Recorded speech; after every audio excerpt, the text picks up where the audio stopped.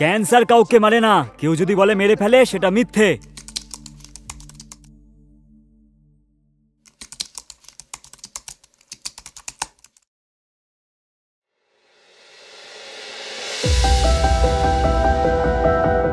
মায়ের ক্যান্সার হয়েছে, আমার মনে আর কোনো চিন্তা নেই। না, আমাকে যেভাবেই হোক মাকে বাঁচাতেই হবে। বাবা মারা যাওয়ার পর আমরা সবকিছু বেছে দিলাম। আমাদের দুর্ভাগ্যের কারণে আমরা ঋণে জড়িয়ে পড়েছিলাম।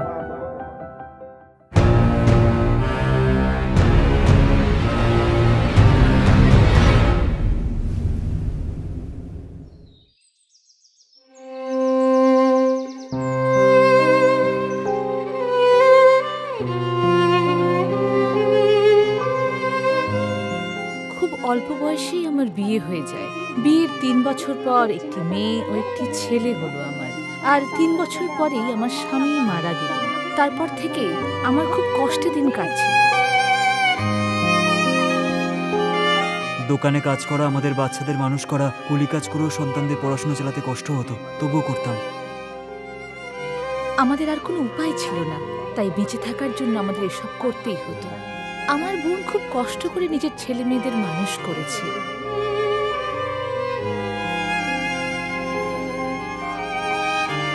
ওকে অনেক খাটাখাটনি করতে হতো, ফলত ও একদমই বিশ্রাম করার সময় পেত না। ওকে পুরো লড়াইটাই একাই লড়তে হয়েছে, কারণ ওর পাশে দাঁড়াবার মতো তেমন আর কেউই ছিল না। পুরো সংসারটাই ওকে একাই টানতে হয়েছিল।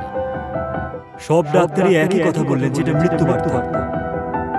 এই সময়টা সত্যি বড্ড কঠিন, কিন্তু আমি এতটাই বিশ্বাস করে রেখেছিলাম একদিন আমাদের সবাইকেই ভগবানের কাছে যেতে হবে, তবুও চেষ্টা তো করতে হবে।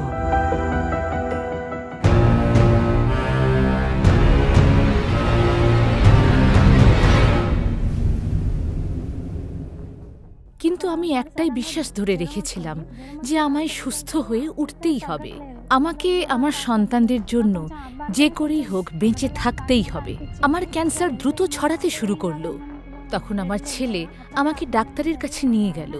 ও সবসময় আমায় বলতো যে মা, তুমি নিশ্চয়ই ভালো হয়ে উঠবে, চিন্তা করো না। আমাদের পাশে দাঁড়ানোর মতো কেউ ছিল না। সব ডাক্তারই বললেন যে উনি আর বাঁচবেন না। যদি কেউ এটা শুনুক, খুব কঠিন একটা সময়। কিন্তু আমি এতটাই বিশ্বাস করে রেখেছিলাম, না এটা সত্যি নয়, মা তুমি ভালো হয়ে যাবে। তারা আমাদের জন্য অনেক কিছু দিয়েছিল। তারা লিখলো যে একটা বায়োপসি করতে হবে, টেস্ট, সেটা করাও হলো। তারপর আবার সব হাসপাতালে বিল দিতে হলো। আবার যদি খারাপ কিছু হয় তাহলে আর মাকে আমরা বাঁচাতে পারবো না। আমার ছেলে আমাকে কিছুই বলেনি, সে ক্যান্সারের ব্যাপারটা জানতো। আমি জানলাম যখন হাসপাতালে গিয়ে টাকা দিলাম, তখনই বুঝতে পারলাম যে মায়ের ক্যান্সার হয়েছে। আমি অনেক চেষ্টা করলাম, কিন্তু কোনো উপায় খুঁজে পাচ্ছিলাম না। একেই এতগুলো টাকা কোথা থেকে দেবো, আমি কিছুই মাথা কাজ করছিল না। এই খারাপ সময় আমি মাকে কিভাবে রক্ষা করবো আমি বুঝতে পারছিলাম না। আমার ফ্যামিলির সবাই খুব চিন্তা করছিল যে মাকে বাঁচাতে পারবো তো। তারপর আমি একটা ডাক্তারকে ফোন করলাম। উনি বললেন যে বায়োপসি করতে হবে, তাছাড়া ওনাকে বাঁচানোর কোনো উপায় নেই। আর উনি বললেন সেটার জন্য অনেক টাকা খরচা হবে। তখন আমি বুঝতে পারছিলাম না কি করবো, খুব চিন্তার মধ্যে ছিলাম আমি। এসব আমার ছেলে একা হাতেই সামলেছে। আমায়ও কোনোভাবেই চিন্তা করতে দেয়নি, আমায়ও কিছুই জানাতো না। যখন ও হাসপাতালে গিয়ে টাকা দিল, তখন আমি সবটাই বুঝতে পারলাম। ভেবে পাচ্ছিলাম না আমার কি করা উচিত।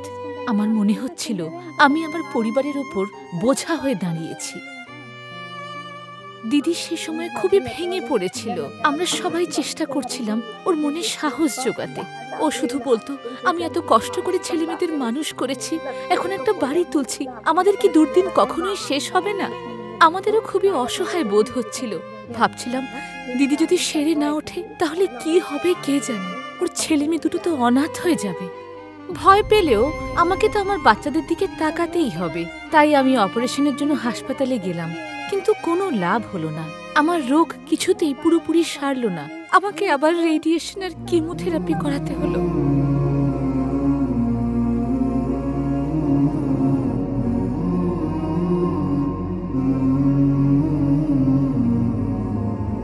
আমরা অপারেশনের জন্য হাসপাতালে গেলাম, কিন্তু কোনো লাভ হলো না। তবুও এখানে পুরোপুরি কমলো না। আবার রেডিয়েশন আর কেমোথেরাপিরও দরকার ছিল। এরই মধ্যে আমরা হাসপাতালে প্রচুর খরচ করেছি, টাকা খরচ করে ওষুধ এনেছি। আমার মায়ের বোন, মানে আমার মাসি, আমাদের অনেক সাহায্য করেছে। তারা সব কিছু নিজের চোখে দেখেছিল। এই বিপদের সময় যে মানুষটা পাশে ছিল সেটাই একমাত্র হলো আমার মাসি। তাই মাসির সাহায্য আমি কোনোদিনও ভুলবো না, কোনোদিনও না। তারপর হাসপাতালে সব চিকিৎসা শেষ হলো।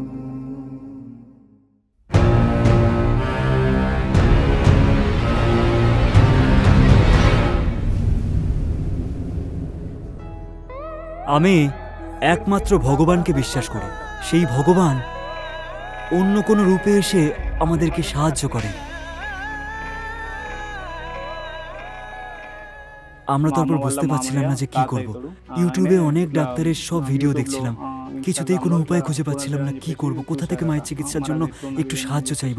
তারপর হাসপাতালে গেলাম, হাসপাতালে গিয়ে সবার সাথে কথা বললাম কি করব, কিন্তু কেউ কোনো সহায়তা করতে পারছিল না। মাসি বললো এই হাসপাতালে যা, ওই হাসপাতালে যা, দেখ কি হয়। অনেক জায়গায় গেলাম, কিন্তু কোনো উপায় খুঁজে পাচ্ছিলাম না। এদিকে দিনের পর দিন মায়ের শরীরটা আরো খারাপ হয়ে যাচ্ছিল।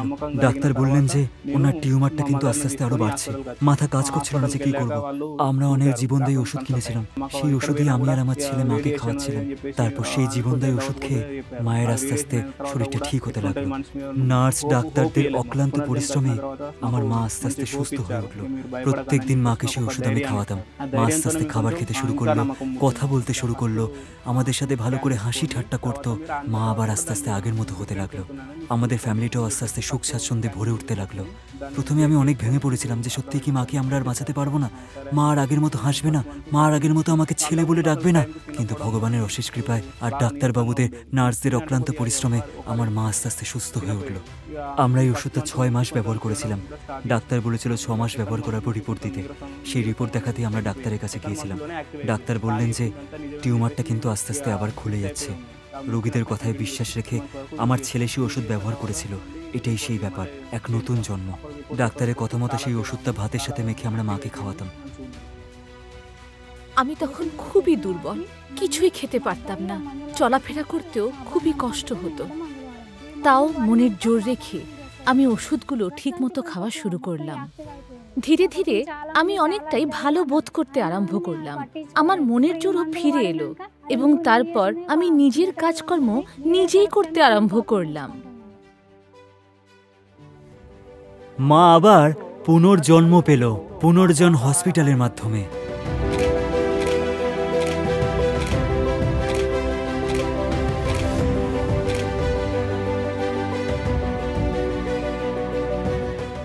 অত্যন্ত কষ্টে গড়া এক সফলতার গল্প। এগুলো সবই হলো তাদের পরিশ্রমের ফল। সব প্রতিকূলতার বিরুদ্ধে দাঁড়ানো এক সাহসী মহিলার জয়ের কাহিনী। அம்மா அம்மா நீ வெண்ண